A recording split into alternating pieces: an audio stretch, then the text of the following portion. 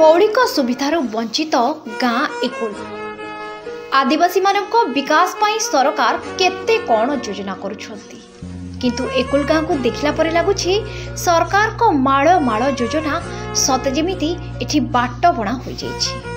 हाँ आज्ञा आमे कहूछु जाजपुर जिला सुकिंदा ब्लॉक सीमांत एवं ढेंकानाल जिला कंकड़ाहाड़ ब्लॉक सीमांत रे थिबा कांतुल पंचायत रो अत्यंत दुर्गम अंचल एकुल गाँर कथा। दिल्ली रु पल्ली जाए एठी माळ माळ राजनेता हेले ए गाँर दुख कहिले न सरे।